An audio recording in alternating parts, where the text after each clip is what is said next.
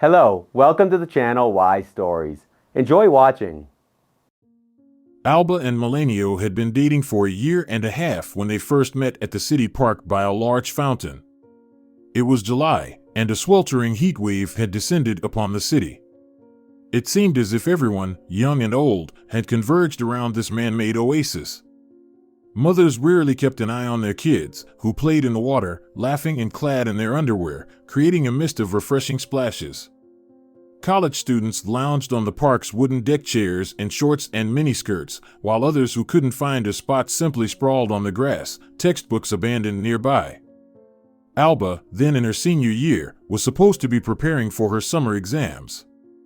But that day, the stifling heat and overpowering lethargy made it impossible to focus. She tried to read her child psychology textbook while leisurely enjoying her ice cream cone, but her concentration wavered.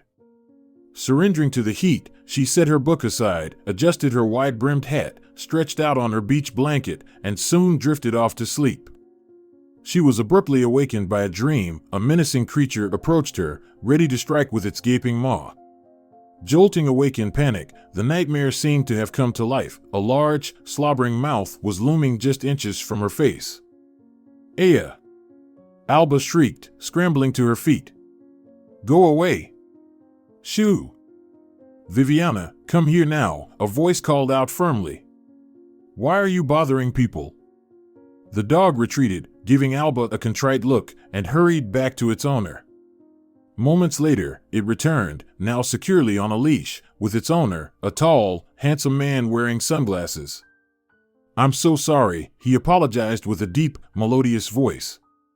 "Viviana is just very curious and didn't mean any harm. Isn't that right, girl?" The large dog, comparable in size to a calf, wagged her tail vigorously, sending up a cloud of dust and cottonwood fluff. "Yeah, it's okay. Cough, cough," Alba responded, coughing as the dust and fluff enveloped her. "I was just startled, that's all." "How can I make it up to you?" the man offered with a smile, pointing towards a nearby summer cafe. "How about a drink?" "Sounds tempting," Alba replied with a grin, "but I doubt they'd let us in with Viviana." "Viviana has mastered the art of puppy eyes," the guy remarked with a sly smile. "And she's usually calm. She'll settle down by the table and won't disturb anyone. By the way, I'm Melanio. Shall we?" "Let's," Alba responded, introducing herself in kind. Under the cool shade of the cafe umbrellas, they enjoyed refreshing cocktails and delightful conversation. They planned to meet the next morning for a jog along the promenade. As they chatted, they discovered numerous shared interests: a passion for sports, a love for horror films, a preference for strong black coffee, the habit of rising early, and a mutual joy in long walks through the rain. "Viviana and I take long walks quite frequently," Melanio shared. "She needs the exercise, or she'll gain weight and can become unwell. We could all use more exercise," Alba quipped. "Or we'll end up in the same boat." Their relationship blossomed. While Alba pursued her studies in psychology, Melanio was nearing the end of his tenure at a technical school. They rented an apartment close to the metro station, which Melanio playfully claimed they cohabited with Viviana.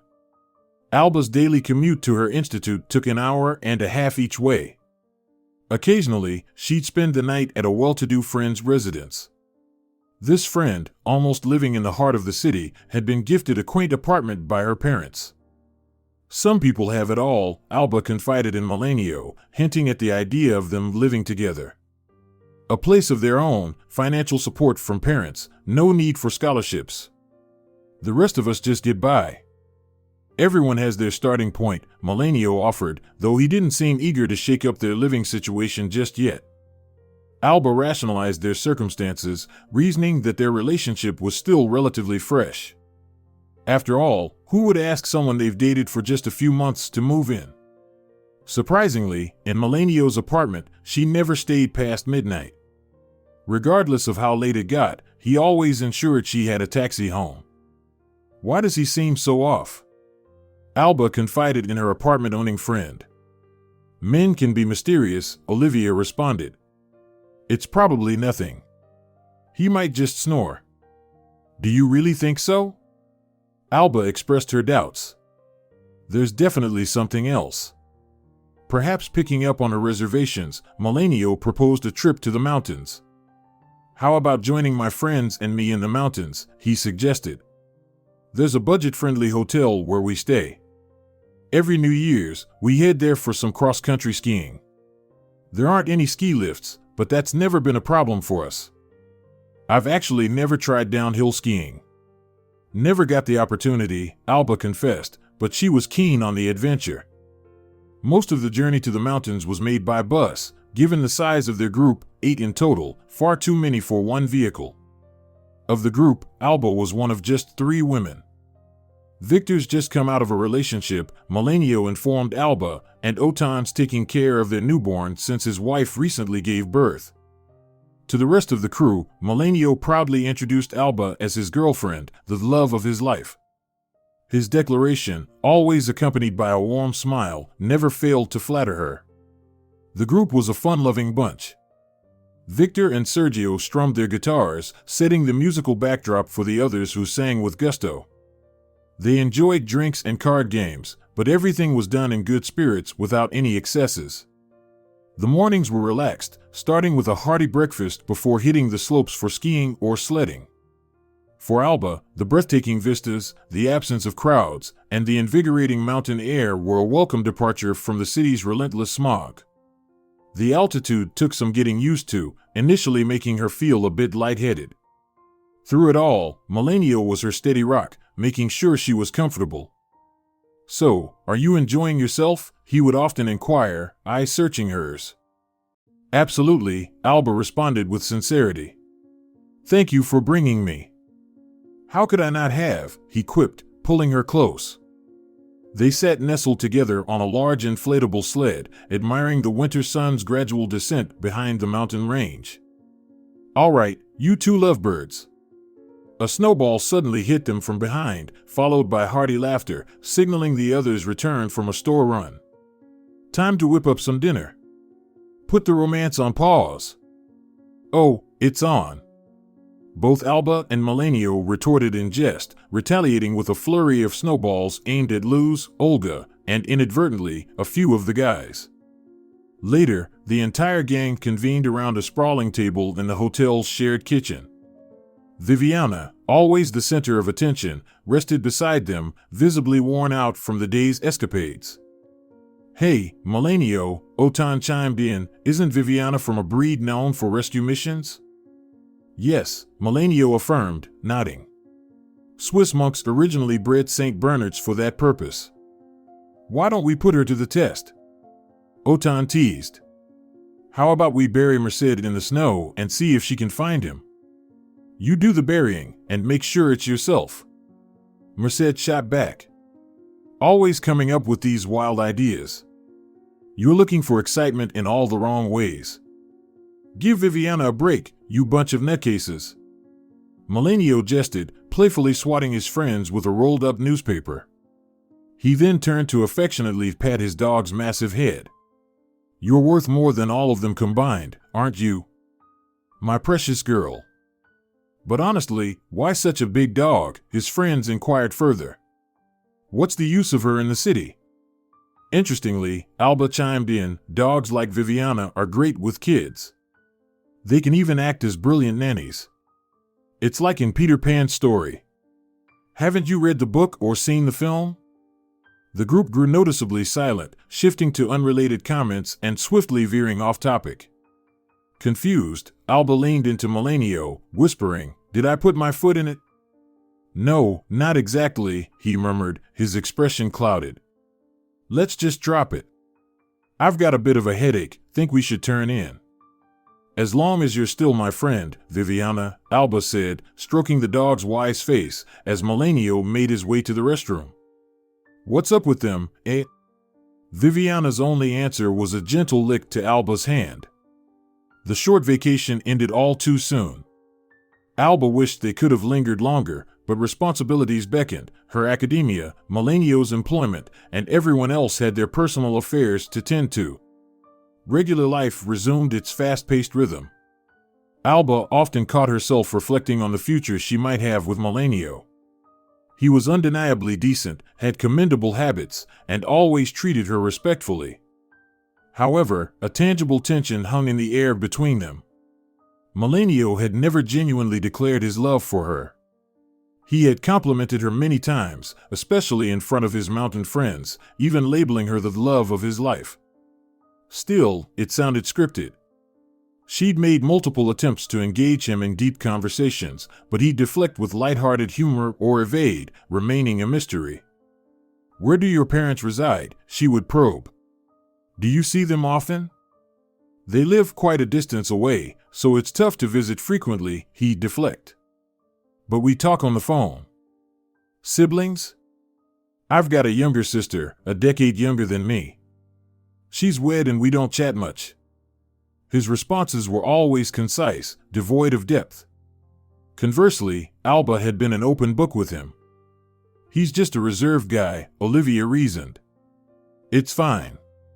But if you're feeling uncertain, it's better to part ways sooner rather than later." "I'm still deciphering him," Alba pondered aloud, seated in Olivia's kitchen, fidgeting with her coffee mug. "He seems so distant lately. Is there someone else in the picture?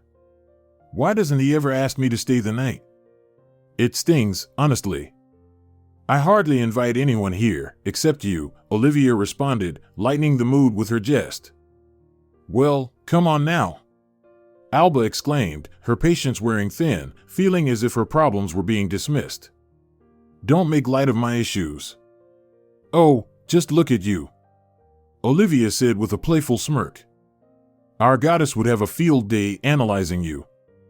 The students had informally dubbed their general psychology professor the goddess, a stern, imposing woman who always seemed to regard everyone from a high perch, as though she were a deity from some ancient myth. "You're reciting textbook jargon, but really, if you're so unhappy with how your boyfriend's acting, what does our field suggest you should do? You're nearly a psychologist, after all."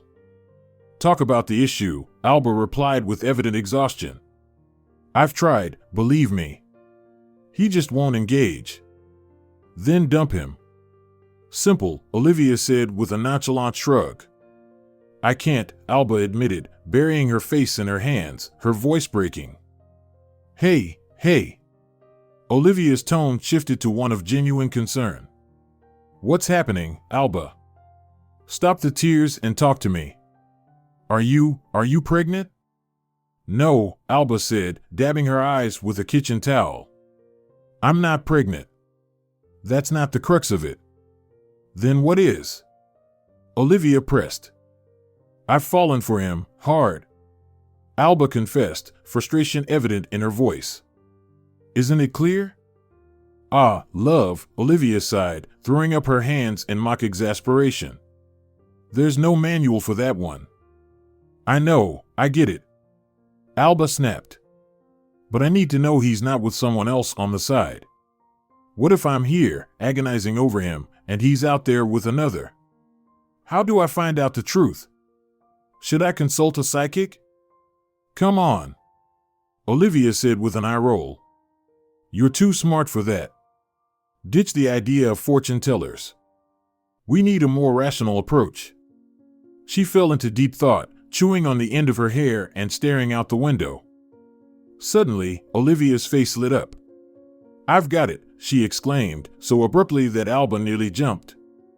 "Eureka!" Olivia darted out of the kitchen, searched around briefly, and then returned, brandishing her smartphone. "I remembered something," she said, waving the device with a triumphant grin. "What? What is it?" Alba pressed, her curiosity evident. "What did you remember?" "My sister, Nadi, she's dating someone new." "Not the guy I mentioned before," Olivia clarified. "Anyway, this new boyfriend of hers is in the surveillance business." "He does what now?" Alba asked, eyebrows raised. "Surveillance," Olivia repeated with a touch of exasperation. "He installs surveillance cameras, even the hidden ones. Nadi mentioned it the last time I saw her." "And?" Alba prompted. "So, we could ask him," Olivia suggested. He might know how to set up a discreet camera in Melanio's place. At least outside. Then you'd see who comes and goes. Olivia. Alba gasped, horrified. That's so invasive. I can't believe you'd even suggest it. What? Olivia defended, half-jokingly. It's ingenious. It's unethical. Alba retorted. Suit yourself, Olivia huffed, her feelings a tad bruised. I was just trying to help. You'd get your answers, one way or another. I appreciate it, I do, Alba responded, drawing Olivia into a gentle embrace. But that's crossing a line for me. Please understand. Olivia smirked, her eyebrow cocked playfully. Different strokes for different folks. The conversation concluded with that. After finishing their coffee, they parted ways, leaving Alba's dilemma unresolved. As winter's grip loosened and spring hinted at its return, Alba's birthday approached. On a Friday in mid-March, Melanio had made reservations for a fancy restaurant on the top floor of a high-rise, boasting stunning city views. He'd even sent her the menu in advance to choose her dishes. Do you think he's about to commit? Alba confided in Olivia, a hopeful glint in her eye. Let's wait and see, Olivia responded. That place isn't cheap. Must mean you're special to him. Promise to fill me in afterward? The dining spot by the expansive window was indeed luxurious, as confirmed by the restaurant's website. The actual ambience exceeded the photographs. Modern industrial elements were paired with vibrant touches, soft lighting emanated from bunches of brown and white bulbs. Large plants tastefully offset the raw gray partitions that secluded the premier tables. A polite waiter guided them to one such private enclave. Right this way, he offered, pulling out Alba's chair. Have you settled on your meals? We've pre-ordered, Melanio confirmed, except for dessert. We'll choose that in a bit. The waiter nodded, retrieving a bottle of champagne from an ice bucket and filling their glasses. Compliments of the house for the birthday lady. Thank you, they both intoned, lifting their glasses in a toast. To you, my dear, Melanio murmured, brushing a gentle kiss over her fingers. I truly wish for your happiness with me. She beamed at him, wondering internally if he'd ever declare his feelings outright. He presented her with a slender box. A small token for you. Inside lay a silver chain, its heart-shaped pendant set with a delicate gem. Though the price had been scraped off, the description revealed its value, white gold, inset with a diamond. It's stunning, she murmured, eyes wide. It must have cost a small fortune. Yes, he smiled warmly. But for a radiant girl like you, no expense is too great. Besides, someone here just landed a new, lucrative position. Really? The evening was unfolding with surprise after surprise. You secured that job? Alba sprang to her feet, wrapping him in an enthusiastic embrace. I'm elated for you. I always believed it was meant for you. Thank you, he replied, standing to return her embrace, obviously touched by her enthusiasm. With this, we can pursue so many of our dreams. This is monumental news. Alba bubbled with excitement, barely containing her joy. Just a month prior, Melanio had shared that he dispatched his resume to multiple corporations in search of experts with his skill set. The duo had set their hopes particularly high for an opening in the communications and service wing of a prominent cell phone provider, renowned for its generous salary, perks, and privileges.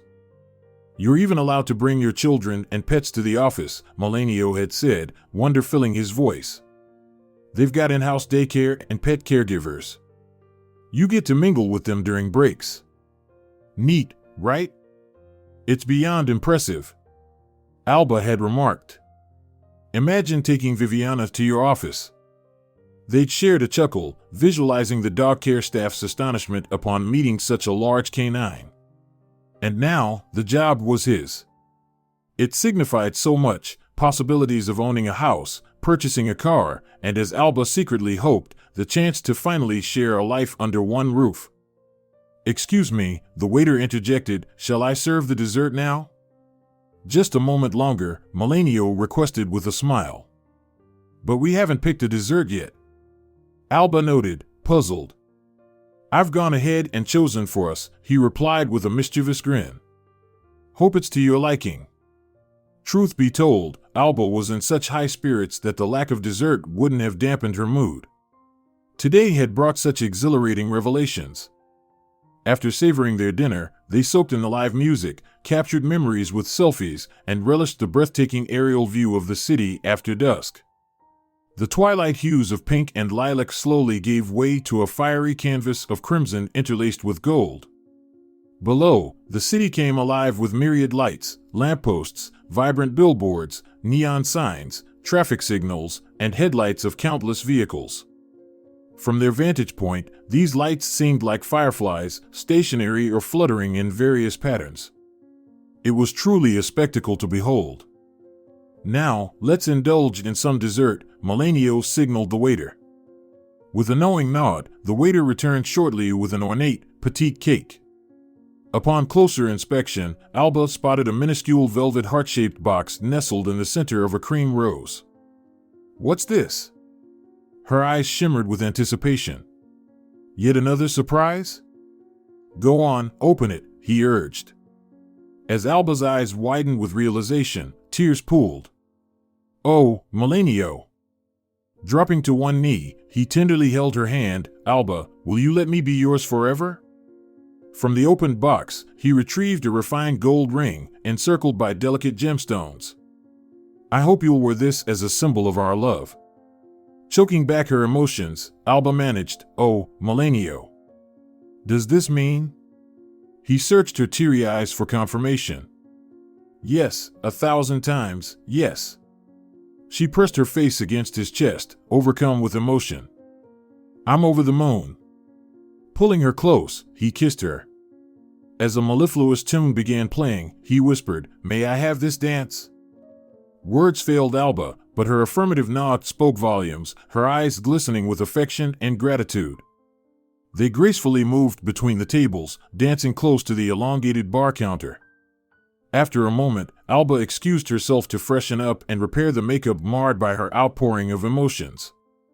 Upon her return, Melanio began. I'd hoped to book a suite in the hotel for tonight, but couldn't find someone to take care of Viviana. Would you be okay if we went to my place instead? Absolutely, she responded, eyes radiant, internally rejoicing at the opportunity. A taxi was promptly hailed, and they found themselves at Melanio's residence within the hour. I think our fluffy companion needs a little stroll, Melanio quipped, glancing at the dog. I trust my fiancé doesn't mind a bit of competition. She laughed heartily, not in the slightest. Go on, I'll freshen up while you're out. Once Melanio departed with Viviana, Alba's humming filled the bathroom as she showered. Dressed in a clean t-shirt Melanio had thoughtfully left for her, she wandered into the kitchen to prepare some tea. The front door soon echoed a familiar sound, signaling their return. As Melanio claimed Viviana's pause, she ambled into the kitchen, eagerly awaiting her meal. He was just opening a can of dog food when his phone vibrated. A quick glance and he muttered, It's from work. Just give me a moment, and swiftly exited. Having become accustomed to this nightly routine during her visits, Alba patiently waited for Viviana to finish her meal before cleaning her face. All done, sweetheart. Off you go now. From the adjoining room, Melanio's voice drifted, slightly muffled. Do I absolutely have to handle this tonight? I did give prior notice. Moments later, a hint of exasperation tinted his tone. Okay, that's not needed. Fine. Footsteps approached, and he appeared, visibly distressed. Alba, there's a situation. I need to head out immediately. She blinked, taken aback. Tonight? Are you being serious? His expression was a mix of regret and anxiety. There's an urgent matter at work. I tried sidestepping it, but it's unavoidable. So, what? You're just going to show me the door? On my birthday? The very day you propose? Alba's voice grew louder, tinged with disbelief. I should have known better. Expecting things to be different was naive of me. She gestured dismissively, sadness weighing down her gaze. Maybe I should just leave. Retain some semblance of dignity. Alba, he implored, gently touching her shoulder. I'm begging you to understand. It's tearing me up inside. Do you really? She pulled back sharply, shrugging off his grasp. How many nights did I wish you'd want me to stay? Maybe for the entire night or perhaps even forever. Yet, every single time, you treated me like something you could just discard after use. Alba. His eyes widened in disbelief. It wasn't like that. I always ensured you got home safely, either driving you myself or arranging a cab. You never voiced the desire to stay. Was I supposed to grovel? Her voice dripped with indignation. Plead for you not to cast me aside after our moments together? Each time, your behavior was horrendous. It was downright humiliating. Alba, please, Melanio tried to pacify her, you're just upset. Don't you dare belittle my emotions. Her voice reached a fever pitch. It's not mere upset. I'm livid. Even today, of all days, you can't prioritize us. I truly wish I could, but it's beyond my control. Melanio's voice was desperate. Can't you see? Starting this new job is critical for both of us. She stared back, lips pressed in a tight line, contemplating. Let me drop you home, he offered, then I'll rush to work. We can regroup tomorrow and discuss everything. Please. All right, she conceded. But this is the last time. Absolutely, I promise. He exhaled, visibly relieved. Back home, Alba immediately dialed Olivia despite the hour and spilled the events of the evening. That's quite the roller coaster, Olivia remarked. Congratulations, though. This is what you've been waiting for, right? Yes, Alba sighed. But after the proposal, he just shooed me out. Some work emergency came up and suddenly, I was dispensable. Seriously? Olivia's voice echoed her surprise. Just like that? Well, he did ensure I got home safely, Alba added with some reluctance. But it was so abrupt. One moment, it's I adore you, here's a ring, let's head to my place, and the next it's I have to leave urgently. Catch you later. Hold on, Olivia interrupted, he had a work emergency and had to leave? Why didn't he just let you stay at his place? Spend your time and then return to a welcoming home? Alba was silent for a beat. I didn't even think of that. Maybe something to ponder over, Olivia suggested, a hint of mischief in her tone. Anyway, I'll let you go. Night. Good night. Lying amidst the muted shadows of her room, Alba ruminated over Olivia's words. If Melanio had to rush to work, why didn't he let her stay? Just to wait. Why had he kicked her out like a misbehaving puppy? Did he need to get her out of his apartment? Of course, he must have another woman on the side. Maybe she's blackmailing him, unwilling to let go. Alba was moved to tears, feeling sorry for herself. She was determined to find out who this mysterious rival was. Ding! A persistent doorbell interrupted the morning silence and ended the beautiful dream Olivia was having. The dream escaped back into the realm of sleep, leaving behind only a vague, blurry memory. Who on earth is that at this hour? Olivia mumbled sleepily, rolling over. Screw everyone. But the uninvited guest was persistent. Ding, ding, ding. For crying out loud! Olivia exclaimed, clearly irritated. Her sleep had been totally disrupted. She slipped on her fluffy slippers and shuffled to the door. Who is it? It's me, Olivia, open up. Alba's muffled voice responded. Why are you here so early? Olivia grumbled, yawning.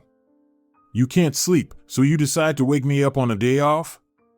I'm sorry, I just couldn't sleep. I hopped on the first train, Alba explained as she entered the apartment, hastily taking off her jacket. I'll make us some coffee, you go back to bed. Thanks a lot, her friend snapped. I might as well shower. I won't get back to sleep now anyway. After showering, Olivia found Alba had prepared breakfast and made some aromatic coffee. That's more like it, but a couple of hours later would have been nice, she said, appreciating her friend's efforts. All right, spill it. Why are you here at the crack of dawn? We're setting it up, Alba stated decisively, pouring steaming coffee into Olivia's cup. Setting what up? Olivia asked, confused. The camera. Remember we talked about your friend's guy? Oh, Olivia finally understood. So, you've made up your mind? Yeah. I can't stand not knowing anymore, Alba confessed, shrugging. I thought about what you said. I think he's seeing another woman. I think so too, Olivia agreed. I just wanted you to come to that conclusion on your own. Well, call him, Alba said, determined to tackle the situation head-on. At 7 in the morning on a Saturday? Olivia smirked. Are you out of your mind? Then again, why am I asking? She waved the question off. If I were in your shoes, I'd be going nuts, especially with a guy like that being taken right under my nose. Okay, chin up. We'll have all the information soon. After finally waiting for a decent hour when Saturday calls were acceptable, the girls spoke with a knowledgeable expert and found out that installing a hidden camera these days is a breeze. Just buy the tiniest one you can find online, Paco, Olivia's sister's boyfriend, advised them. It's that simple. They're all wireless. Just plug it in where you need it, and you're good. You'll get the feed on your phone. Paco, come on, we're girls. Olivia laughed. We have manicured hands. We're bound to buy the wrong thing. Be a gentleman and help out, won't you? My friend's fate is on the line here. All right, Paco grumbled. Let's meet up when you're ready to set it up. Give me a whistle, so to speak. Okay, Olivia replied. See? All you have to do is ask nicely.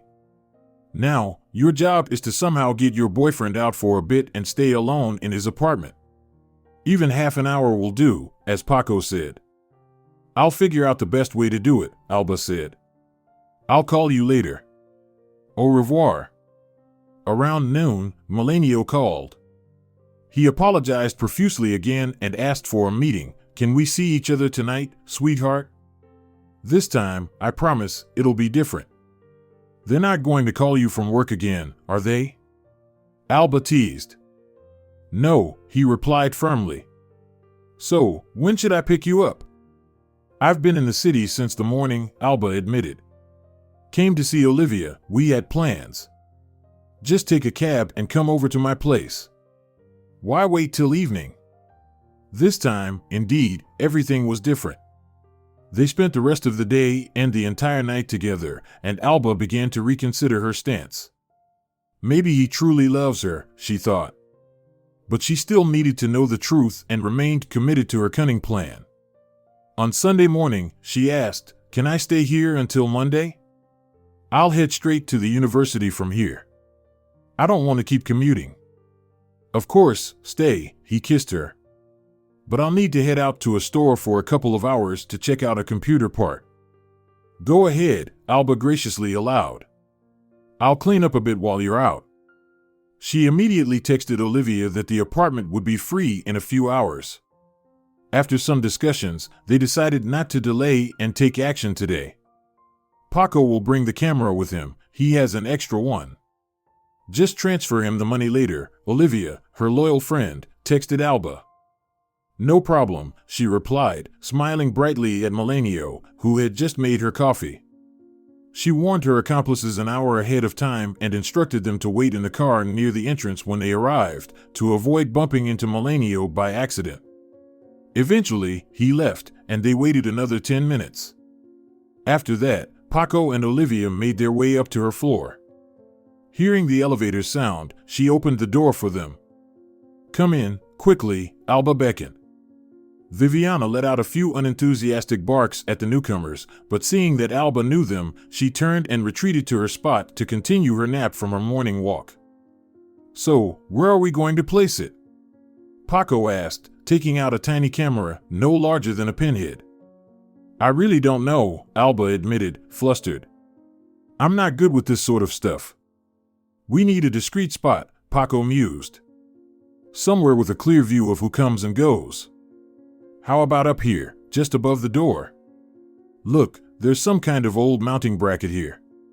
Maybe from an old doorbell? If we attach it there, it won't be seen from below. Let's do it, but quickly, Alba said anxiously. What if he comes back sooner than expected? I'll head down and keep a lookout by the entrance, Olivia offered. If I see anything, I'll give you a heads up. Paco can then make a quick exit. Perfect. Thank you. Alba's relief was palpable. I owe you big time. That sounds ominous, Olivia laughed. We're square. A few minutes later, everything was set. The tiny camera lens was practically invisible from below. If you didn't know where to look, you'd never find it. Let's check the connection, Paco fiddled with Alba's phone.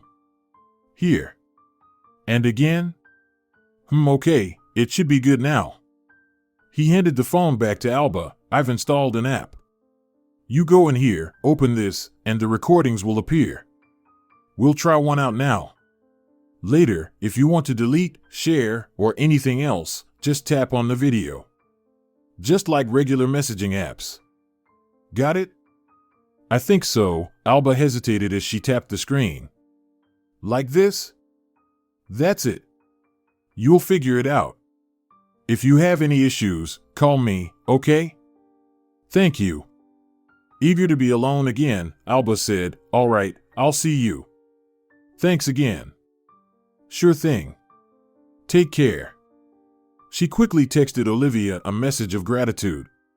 Soon after, her tech support, in the form of Olivia and Paco, departed. Alone, Alba felt a wave of guilt, as if she had just exposed her deepest secrets for the world to see. It's for the best, she tried to reassure herself. How long can one live in lies and uncertainty? It's not me who should be ashamed, but him. Shifting her guilt onto him brought her a fleeting moment of peace, and she even vacuumed the entire place, as promised. An hour later, Melanio returned, bringing with him a small computer part, his face beaming with excitement. A thought crossed Alba's mind, he's pretty tech-savvy. What if he notices? A sudden chill ran down her spine. Yet, Melanio acted like always, never suspecting the presence of a hidden camera in his own home. They watched a movie together, had dinner, and went to bed. Tomorrow was Monday, a tough day, and Alba hoped it would bring some sort of revelation. They had agreed not to see each other until Wednesday. Maybe in that time, another woman would show up.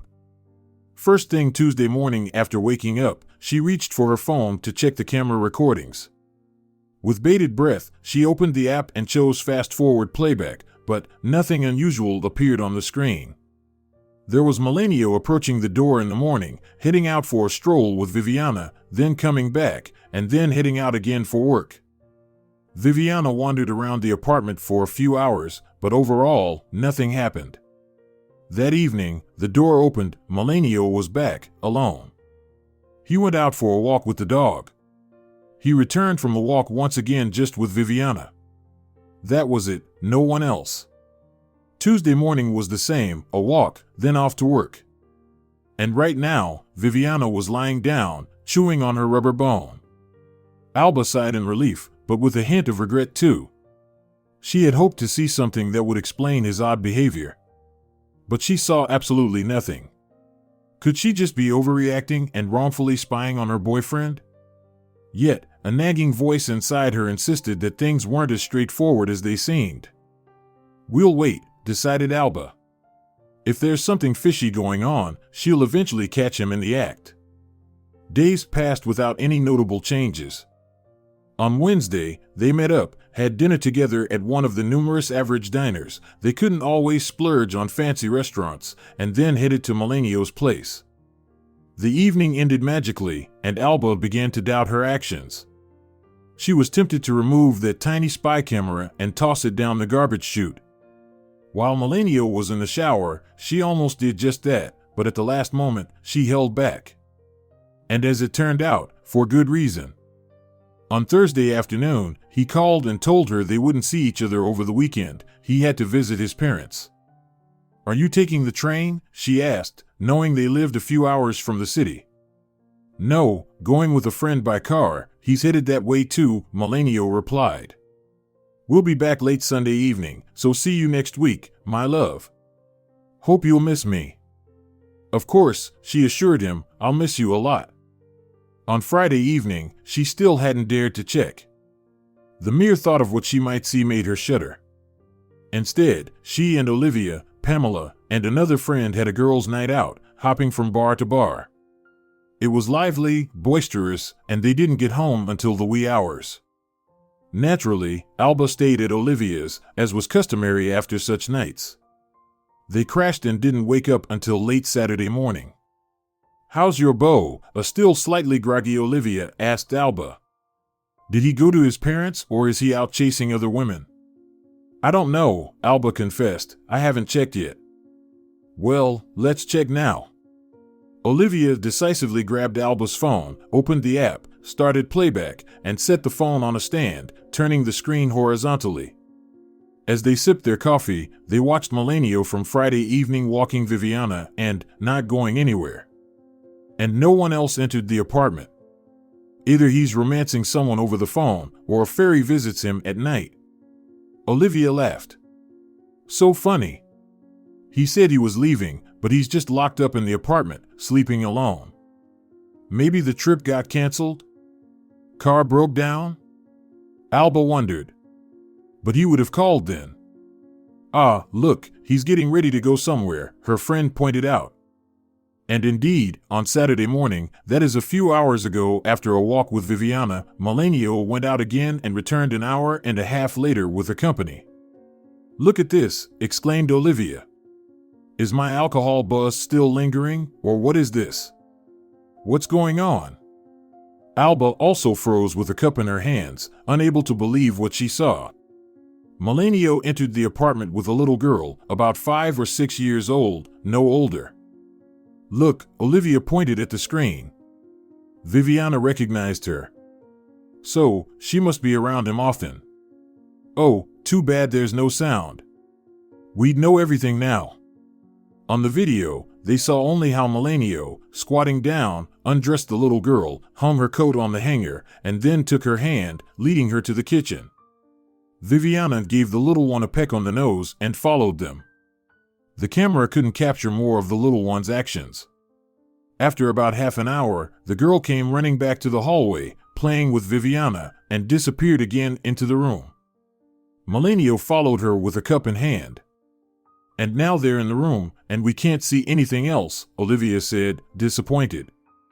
"Well, at least it's just a child," Alba smiled, "and not another woman." "And you're so calm about this?" Olivia was amazed. "Why be upset about it?" Alba shrugged. "Maybe it's his sister's daughter. He said she had 3 kids. They might have asked him to look after one of them. And that's why he sent you away for the whole weekend?" Olivia squinted. "No, my dear.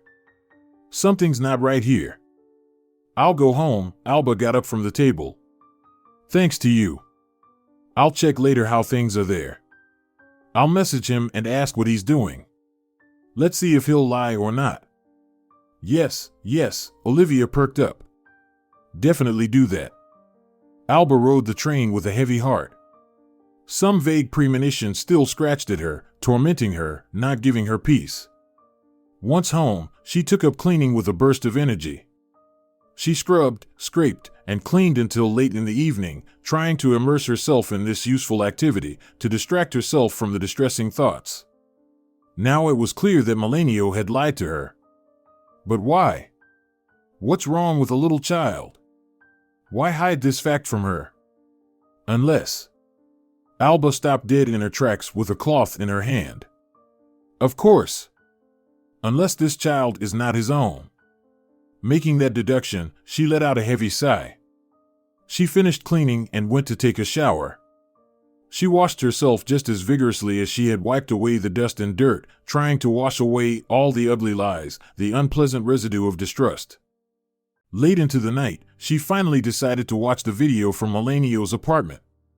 It turned out that during that time, a woman also came to see him, as expected. Most likely, it was the little girl's mother. The girl joyfully rushed to greet her as she entered the apartment. The woman was so beautiful that it pained Alba's heart, as if pricked by a sharp object in her chest. And not just beautiful, but elegant, well-groomed. It was evident that she took great care of herself. In her chic tweed coat, fashionable boots, and neatly styled hair, she was simply irresistible.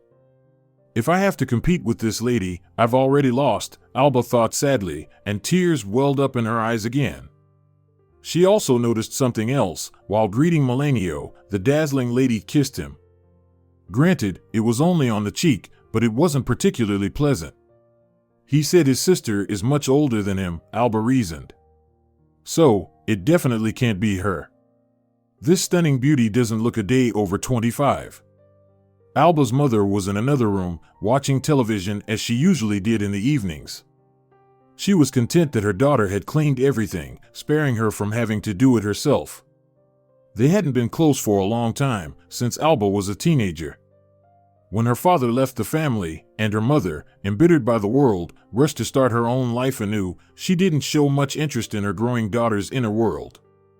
As long as Alba was alive, healthy, fed, dressed, and attending school, that was good enough. Since then, her father had lived with another woman.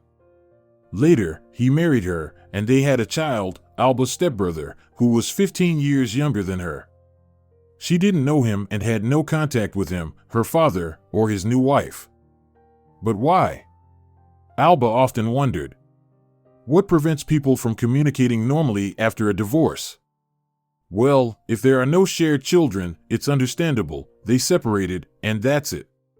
But when there's a child involved, a living, suffering being, how can you not spare their feelings?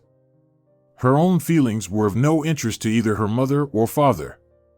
Not during their endless quarrels and fights before the divorce, nor during the prolonged and terrible months of the process. No one stopped to think, what was it like for her? To endure daily scandals, shouting, their mutual blame. And to realize that these were her own flesh and blood, the closest people who brought her into this world and should ideally protect and shield her from all the bad things. From any negativity while she was still too young to live her own life. After her parents finally divorced and split their belongings, Alba felt that she had no one to turn to in case of anything. Her father preferred not to see her extra times, as her ex-wife would nag and bother him about it. As for her mother, she often disappeared from home in the evenings, only returning to check if her daughter had eaten and done her homework. And not always, mostly she called on the phone. To all Alba's complaints, she replied that she was busy and needed to work a lot.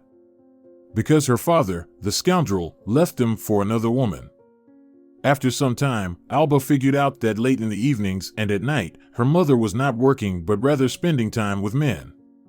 During that time, Alba would cry, burying her face in the pillow in the empty and untidy apartment. It was from then on that Alba acquired the habit of cleaning thoroughly, feeling some inner torment. Cleaning distracted her from sad thoughts, from fear, and seeing a clean home helped her bring order to her inner world. She learned to cook by herself, mostly without her mother's involvement. She picked up some things from magazines, from cookbooks found at home, and learned a few recipes from her grandmother when she visited her in the village during the summer.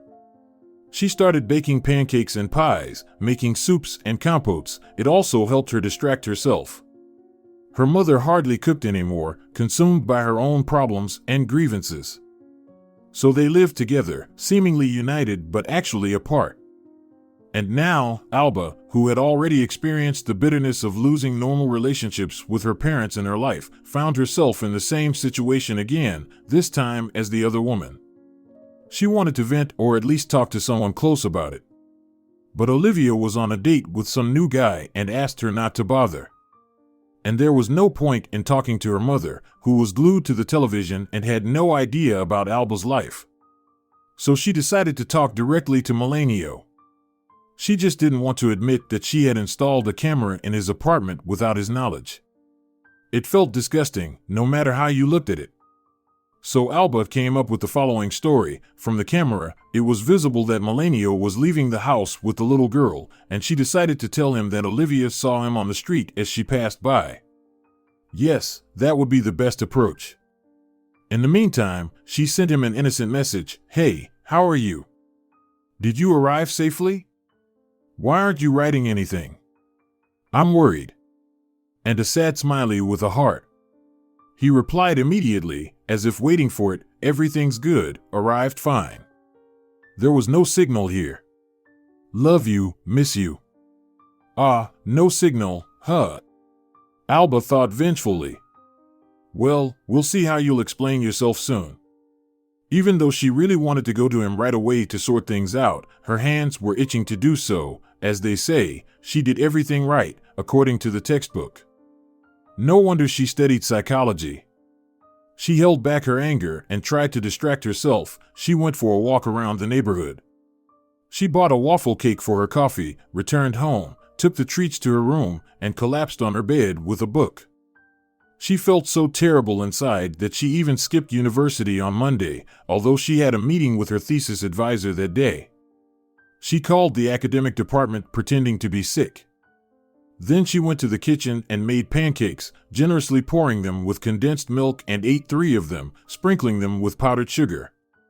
At this rate, I'll soon explode like a kettle, Alba thought indifferently. Then I'll be no match for Melanio's new passion, whatever she is to him. Well, okay. At least I'll suppress the desire to kill her with endorphins and avoid ending up in jail.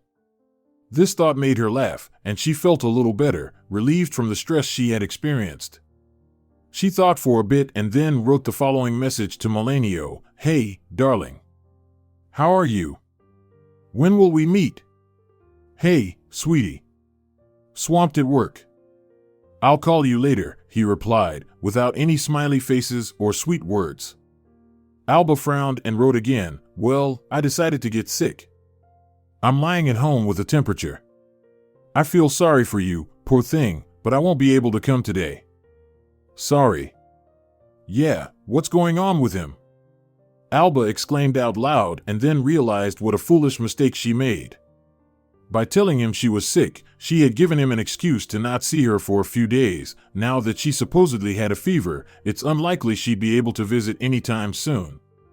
All these thoughts and worries gave her a headache, and she started feeling really unwell.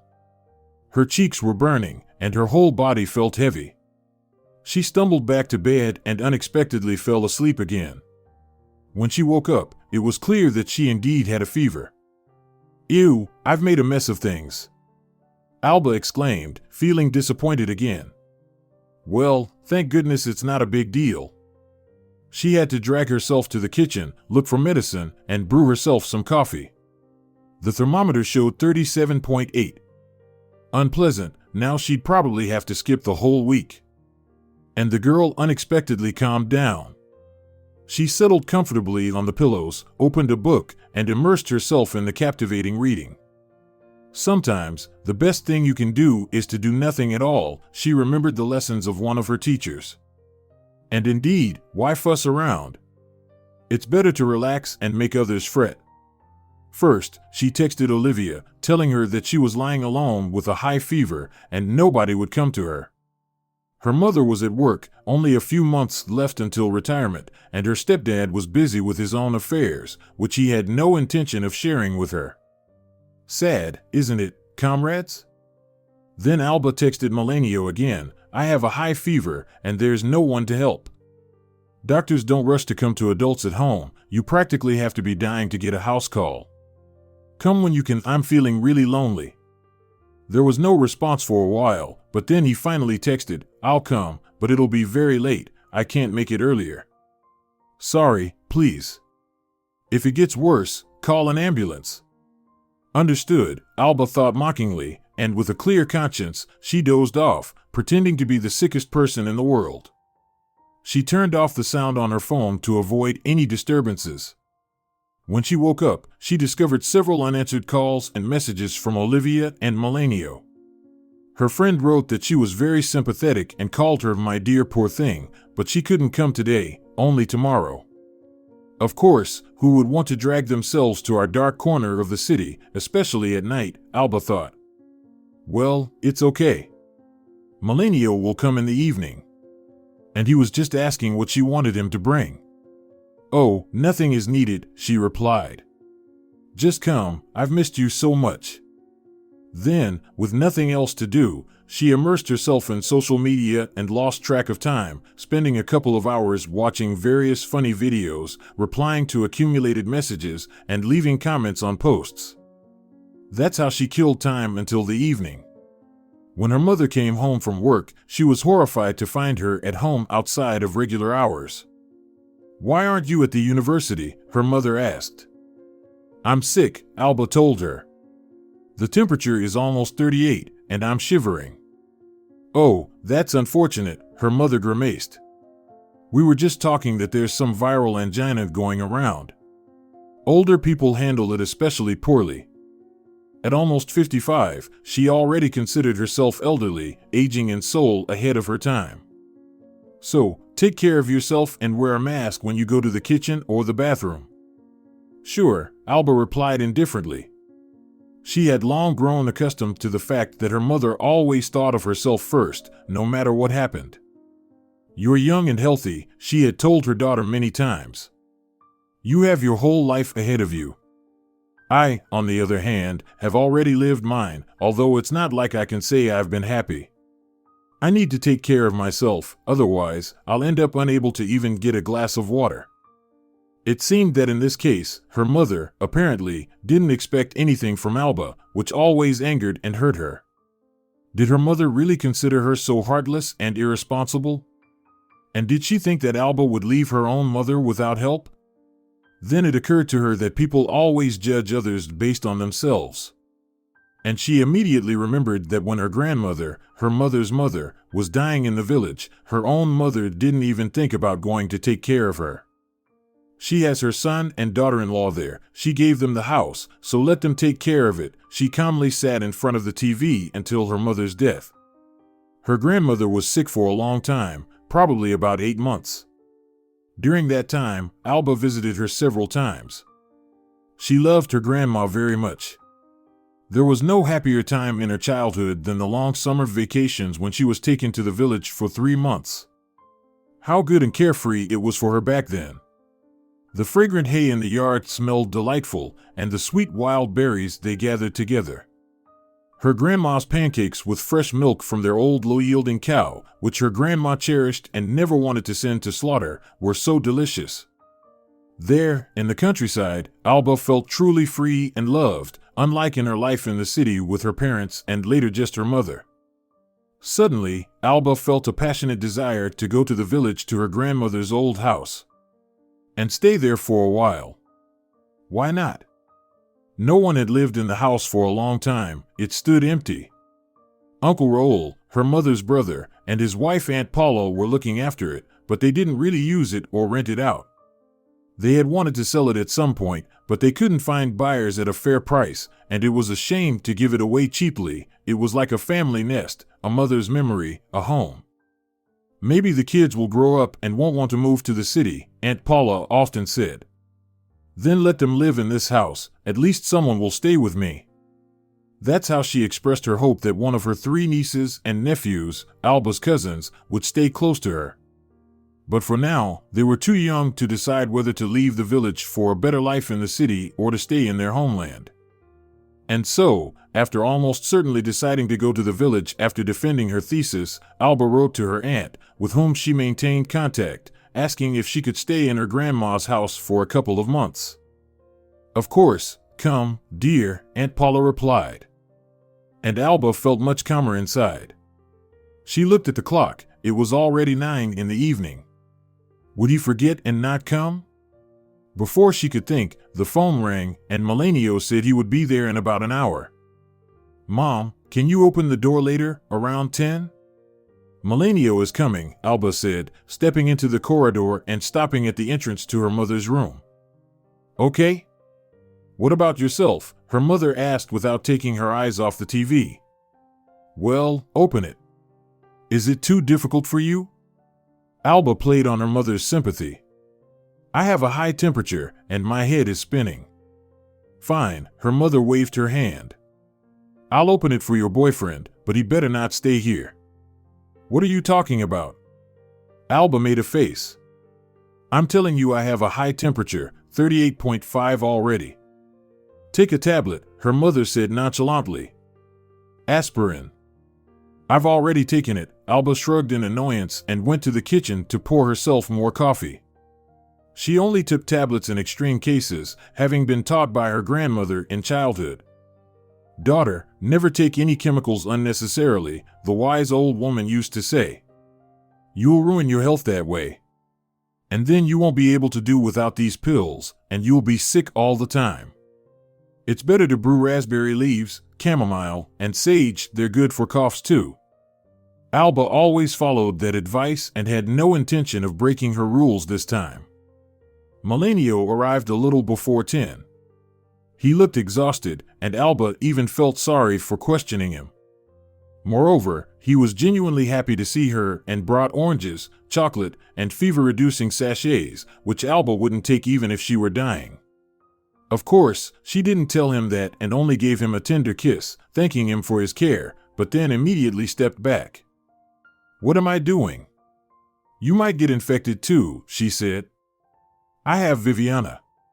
Melanio laughed. The best antivirus. That's true, Alba smiled approvingly. She, too, loved animals and didn't consider them dirty or contagious. On the contrary, a clean, vaccinated cat or dog brings much more benefits than harm to their owners. It's been scientifically proven. They chatted for a while and even had some coffee that Alba had prepared in advance and covered with a warm cap, pretending that her mother had just brought it to her. Then something pricked Alba, and she cautiously asked him, How was your trip? Are your parents okay? My father is sick, Melanio sighed. And my mother is getting worn out because of it. But other than that, everything's normal, nothing new. And how is your sister? Alba persisted. Is she doing well? I haven't seen her in ages, Melanio shrugged. I don't know. Why do you ask? He seemed slightly surprised by Alba's sudden interest in his family. Oh, it's nothing, she mumbled, and finally decided to speak up. Just, Olivia said she saw you near your house on Saturday. Me? Melanio asked calmly. It can't be, she must have mistaken someone else. I doubt that, Alba replied, getting nervous and biting her lip. She's sure she saw you, with a little child, a girl in a red jacket and a yellow hat with flowers. You were with her at the playground. An oppressive silence hung in the air. Both were silent, lost in their thoughts. Unable to hold back, Alba spoke first. What do you have to say? She asked. I messed up, he finally admitted with a heavy sigh. I messed up big time. Messed up? Alba's voice started to rise, and she grew more agitated. So, you lied to me? And it seems not for the first time, about leaving the city, about urgent matters, work, blah blah blah. And here you were calmly walking with children. Who is that girl? Who is she? Emotions were overwhelming her. But Melanio remained silent, turning away from the window, nervously twisting his fingers. Well, why are you silent? Say something, anything. Alba, forgetting that she was gravely ill, jumped out of bed and nervously paced back and forth in the room. Don't be silent, do you hear me? Don't be silent, she said. It's my daughter, he finally said hoarsely and turned to her. His gaze expressed suffering and guilt. Forgive me, please, forgive me for everything that happened. I didn't want it, really, he said. Alba climbed back into bed, making a sad face, and rested her chin on her fist in a desperate gesture. Tears filled her eyes as she turned away from him and looked out the window. She remained silent too. The room was filled with a heavy, pre-storm atmosphere. Finally, Alba couldn't hold back and almost shouted. How could you, How could you deceive me like this? And most importantly, why? What's so terrible about having a daughter? Do you really think so? Melanio perked up and sat on the edge of her bed. Well, yes, she nodded, nervously rearranging the blanket with her hands. Why did you have to hide this from me? When you left for my birthday, it wasn't for work, was it? She looked into his eyes with a searching gaze. It's true, he admitted, biting his lip and nodding slightly. You see, it's all so tangled up. I had no idea how to tell you, and I wasn't sure how you'd react to her existence. Her mother, she's such a wretch. He suddenly shouted and hit the polished surface of the writing desk with his fist.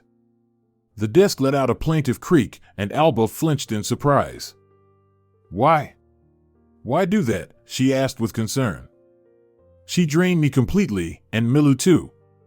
Melanio stood up again, crossed his arms over his chest, and stared out of the dark window as if something interesting was happening there. His anger and tension were palpable, and Alba even felt scared. She pleaded with him. Melanio, please, stop being nervous. Tell me everything, and I'll understand, really. I'll try to understand, you hear? Yes, he said. He moved closer again and sank heavily into Alba's favorite armchair next to the bed. Yes, thank you.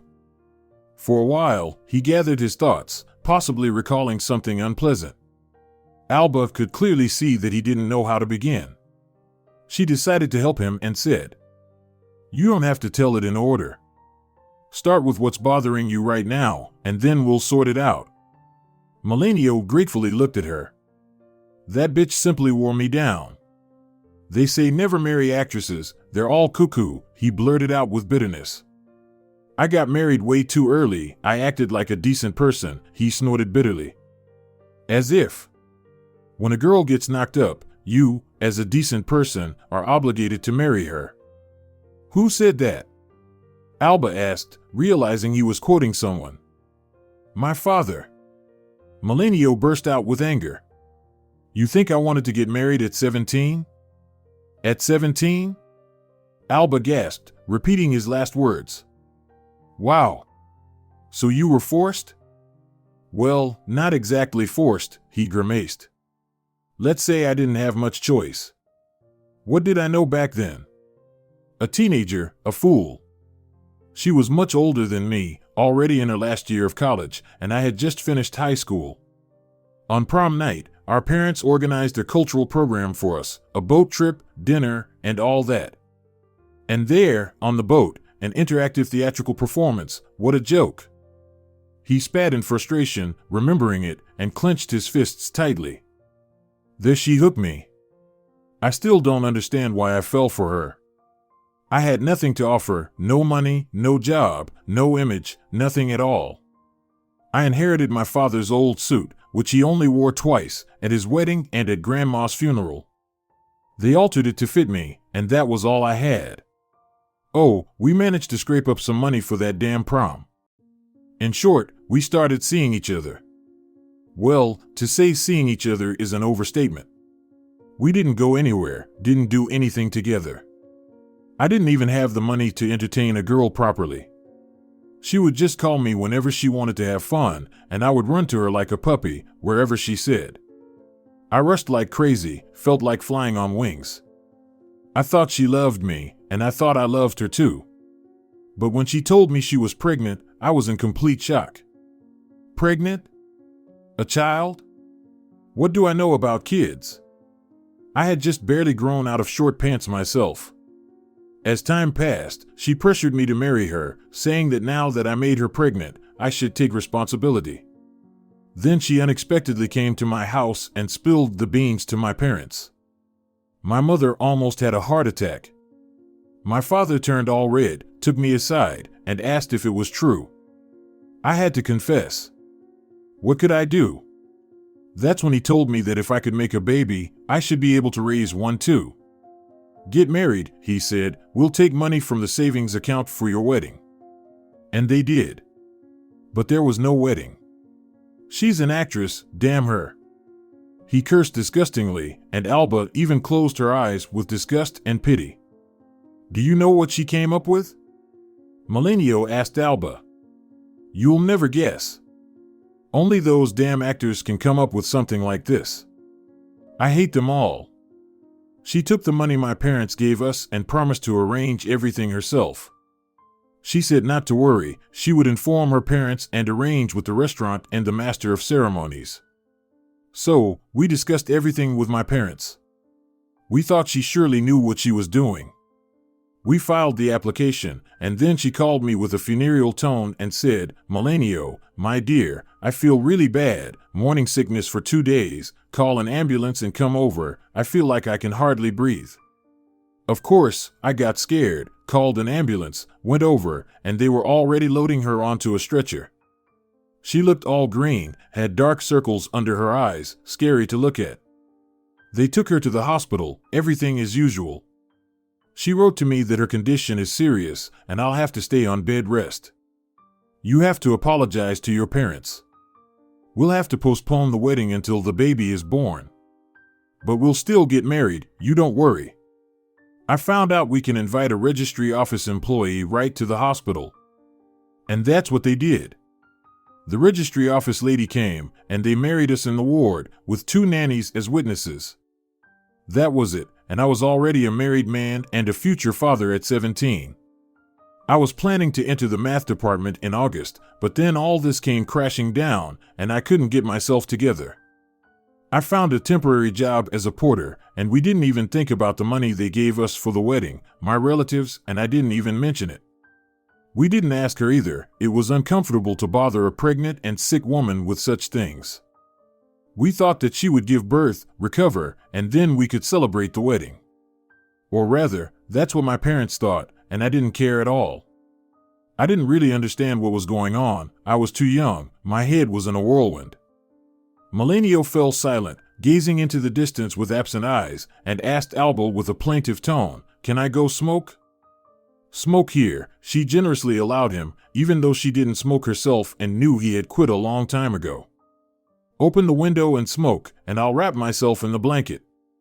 Although it was already late March, the final spring warmth was in no hurry to establish itself. The nights were cold and windy. The damp spring wind was the perfect time for all sorts of colds, and Alba knew that well. But one day, after work, Melanio threw the butt out of the window and closed it. I went to her place, he continued, struggling to find the right words. Alba understood that and remained silent, not trying to rush him. It was already late. She lived on the 2nd floor, and someone left the stairs unattended. Probably the janitor or someone else. And the light was on in my beloved's apartment. I decided to look through the window. Maybe she was already asleep and just forgot to turn off the light. If she's sleeping, I won't disturb or bother her. So, I saw something there that made me sick to my stomach. She was with some guy, much older than me, lying naked on the bed and smiling.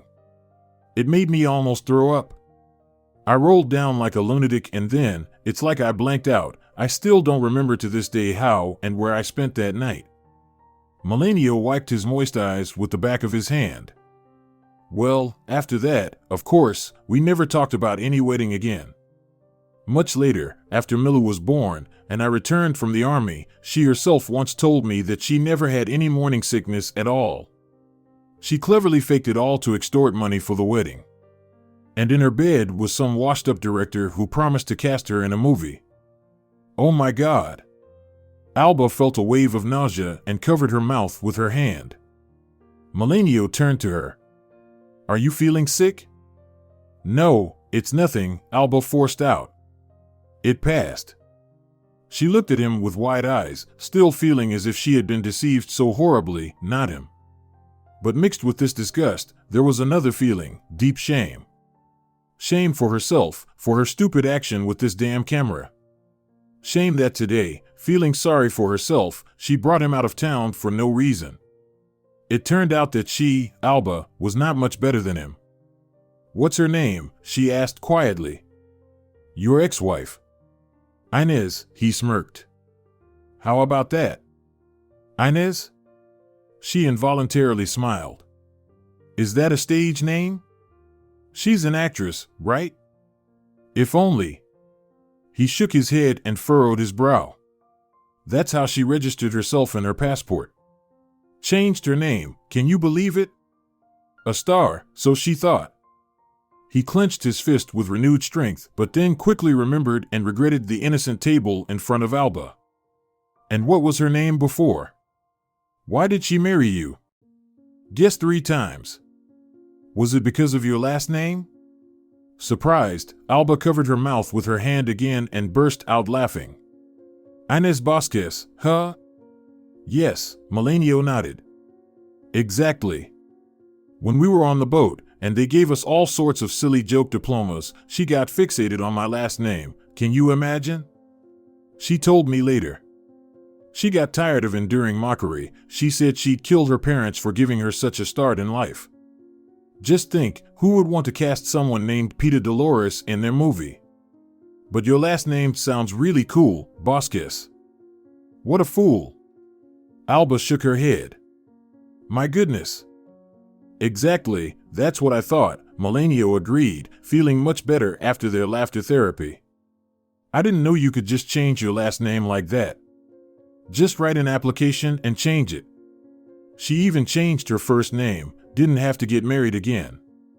They laughed at his joke again, but then Melanio became serious again. I didn't treat you fairly, that's true. Please forgive me. I thought that with such a flaw, a child from a crazy woman, you wouldn't accept me, couldn't come to terms with it. And what, did you really plan to hide her forever? Alba protested. Come on, you're something else. Let's meet her soon. Really? Melanio beamed. For sure. You'll like her, I promise. She's nothing like her crazy mother. She's kind, calm, and overall. All children are good, Alba confidently said, playing the role of a child psychologist for a moment. Absolutely all.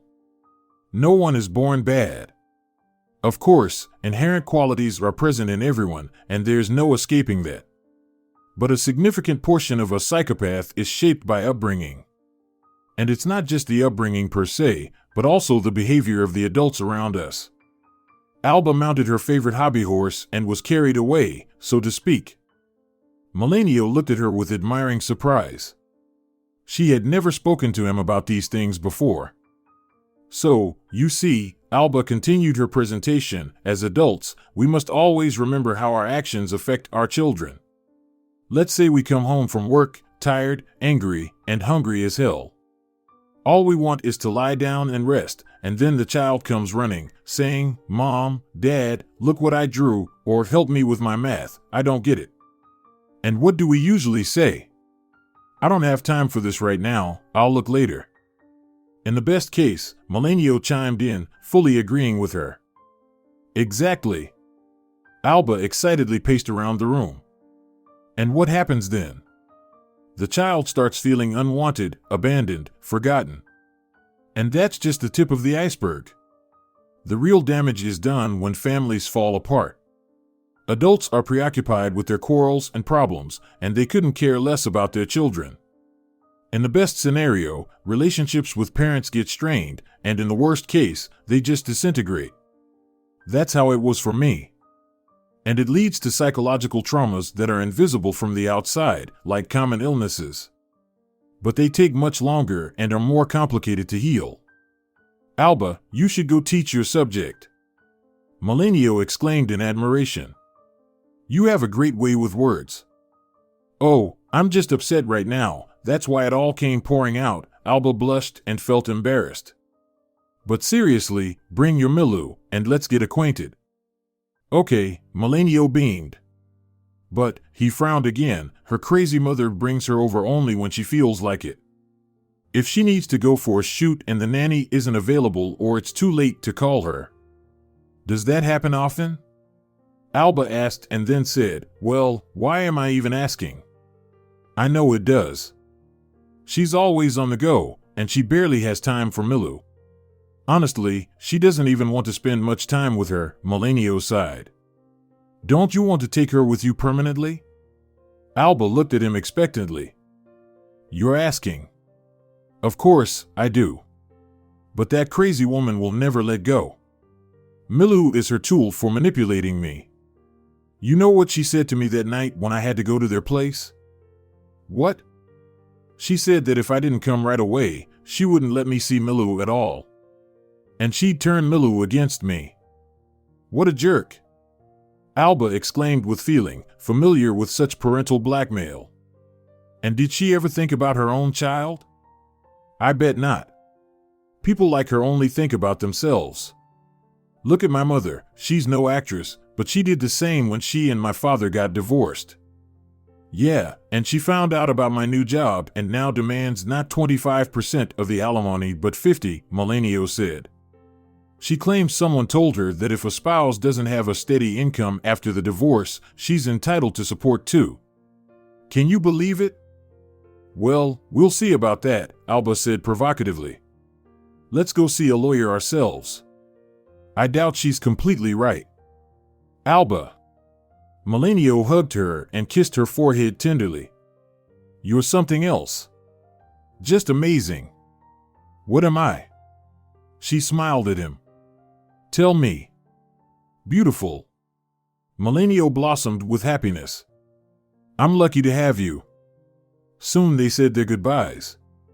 Melanio went back to his place, and Alba, feeling utterly content now that everything was resolved and there were no more misunderstandings between them, fell into a deep and peaceful sleep. He called her in the morning, beaming with joy. Today, Peter promised to bring Milu until the end of the week, said she's leaving for a shoot. Do you still call her Peter? Alba chuckled, no longer fearing that glamorous lady now that she knew everything about her. Of course. Who is this Inez anyway? Melanio laughed, and Alba felt his good mood. She was thrilled about meeting Milu and said she would gladly come over. The dissolving door welcomed her into Melanio's apartment. Alba took her time undressing, quickly pecked her fiancé on the cheek, and noticed a small, timid figure in the kitchen doorway. Alba didn't resort to overly fake voices that many adults use when they encounter any familiar or unfamiliar child, like who do we have here, such as sweetie? Come here, I'll give you candy, and the like. Instead, she pretended not to notice the attentive shadow. The little girl assessed her but didn't hurry to approach. Alba stroked Viviana, gave a sly wink to Melanio, and walked into the room, calling out loudly, Hey, I brought something interesting. You said your daughter was coming today, right? Yes, Melanio replied, playing along. She's already here. She's probably just afraid to meet you. Too bad, Alba pretended to sigh. Then I guess I'll have to take this gift back. A curious little face appeared in the doorway, and the girl spoke directly to her dad, ignoring the unfamiliar lady, who seemed scary and unfriendly to her. Dad, what gift? The girl intentionally spoke only to her father. Well, Alba brought you something here. Don't you want to take a closer look? Melanio nodded at the gift. Yes, the girl nodded. I want. Then come to us, he beckoned her over, patting the spot on the couch next to him. Come on, sit here with me. Milu approached shyly and sat down next to her dad, hugging him. She didn't rush to interact with the new person, and that was perfectly normal, as Alba had told him in advance. We won't force anything or make her interact, Alba had advised him. Let her just observe for now. When she feels comfortable and safe, and sees that I won't harm her, she'll come forward herself. Well, let's see. Melanio cautiously placed the box on the coffee table. I wonder what Alba brought us, huh? Milu silently nodded. Shall we open it together? Oh wow. Another box inside, see? Yeah, the girl nodded. Do you want to open it by yourself? Yes, she extended her little hand carefully. I do. Go ahead, open it. Oh, surprised, Milu recoiled for a moment but quickly leaned in to examine the box again. She looked up at her father with wide, amazed eyes. There's a fish in there. A fish? Melanio seemed as surprised as his daughter. What kind of fish? A golden fish. The little one smiled widely, revealing her pink gums with a few teeth. It's swimming. It's alive. Let's see. Melanio carefully took out a small plastic container with a golden green fish, its long tail adorned with bright red tips. Indeed, it's alive. Let's ask Alba what kind of fish it is. It's a goldfish, explained Alba. They're easy to take care of and don't require much attention. Milu can handle it herself, I'm sure. It only needs a small aquarium, and you don't even need to oxygenate the water because these fish can breathe atmospheric air. Sometimes they come up to the surface, gulp some air, and then go back into the water, you see? Oh, really? Exclaimed the little girl in awe. And how did you know that I wanted a fish? I was once a little girl too, Alba smiled at her. And I wanted everything, a fish, a bird, a kitten, a puppy, and even a pet rat. But I never had any because my parents wouldn't allow it. My mom doesn't allow it either, Mila shared. But now I can, because it's a gift. That's right, Alba agreed. You don't return gifts. And in the other box, look, there's a small round aquarium. This fish doesn't need much water and doesn't need company, it prefers to live alone. But I don't like living alone, Milu passionately said. I want us all to live together, Mom, Dad, and me. And I also want a little brother or sister. But they won't be born, they got divorced. That happens, Alba told her. It's nothing to be scared of. My parents got divorced too, but nobody divorced you. They still love you very much, both your mom and dad. I know, Milu nodded. I love them too. Let's go have some coffee, Alba got up from her chair. I'll make some pancakes with condensed milk. Do you like pancakes? Maybe, Milu pondered. They only make them for us at kindergarten. We'll find out soon, Alba smiled at her. Do you want to help? Yes, the girl happily replied. I do. Melanio watched with a smile as Alba skillfully interacted with the usually distrustful and reserved Milu. After 15 minutes, the first pancakes were ready, 2 slightly lumpy ones. Look, Dad, I made them myself, the girl proudly demonstrated her culinary masterpieces. They're a little lumpy, but Alba said it's normal for the first pancake. And I made 2. Wow, so delicious. Melanio took a piece of the crumpled, cheesy pancake and skillfully put it in his mouth. I can't get enough of this. Ha ha. Milu laughed. Then you'll be without your mind. Let's give some to Viviana too, Melanio suggested. What do you think? Of course. Milu generously agreed. I actually brought them for her too. Viviana appreciated the gift as well as the usual flat ones. An hour later, Milu was fast asleep, having eaten her fill of pancakes and enjoyed a bath. Before bedtime, Melanio read her a fairy tale, and as she drowsily closed her eyes, she asked, Dad, will Alba still be here when I wake up tomorrow? I don't know, he replied. What do you want? Let her stay, the girl decided. Her pancakes are really delicious. By gracious permission, she's allowed to stay, Melanio informed her, returning to the kitchen. Alba smiled at him. She's so adorable. A wonderful child. Thank you. He bloomed like a sunflower in the sun. I shouldn't have worried and should have told you everything right away. You shouldn't have, Alba agreed. But I understand you. You're the best for me. He affectionately embraced the girl. I love you very, very, very much.